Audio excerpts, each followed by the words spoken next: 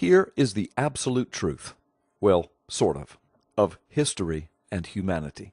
Enjoy.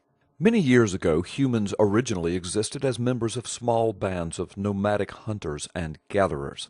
They lived on deer in the mountains during the summer and would go to the coast and live on fish and lobster in the winter. The two most important events in all of history were the invention of corn on the cob and the wheel.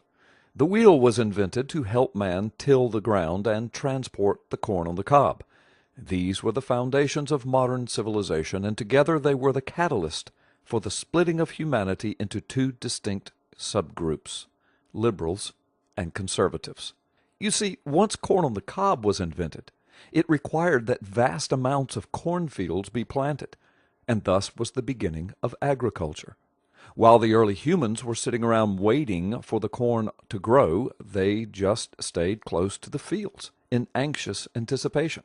That's how villages were formed. Some men spent their days tracking and killing animals to barbecue at night and to eat with their new treat of corn on the cob. Other men chopped the wood for the fire and gathered more firewood. They did all the heavy work of setting up for the feast. This was the beginning of what is known as the conservative movement. But alas, other men who were weaker and less skilled at hunting and chopping wood learned to live off of the conservatives by showing up just in time for the nightly barbecues. These men eventually took up the tasks of the sewing and the fetching and the hairdressing. This was the beginning of the liberal movement.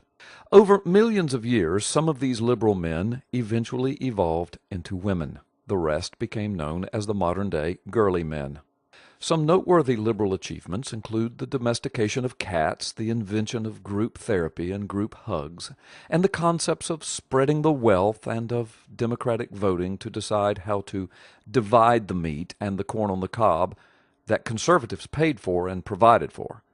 Liberals actually produce little or nothing, but they like to govern the producers and to decide what to do with the production. Over the years, conservatives in America came to be symbolized by the largest, most powerful land animal on earth, the elephant. Liberals in America, quite appropriately, are symbolized by the jackass.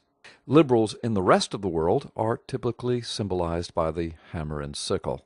Another interesting evolutionary side note, most of the liberal women have higher testosterone levels than their men do.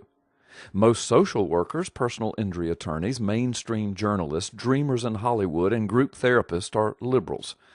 Liberals gave us the concepts of not keeping score in children's sports and declaring that every child is always a winner and a hero. This explains why so many liberal men turn out to be girly men and spend most of their lives going to group therapy with a pocket full of hankies.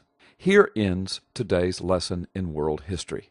It should be noted that a liberal may have a momentary urge to angrily respond to this video. You'll see their comments underneath this video.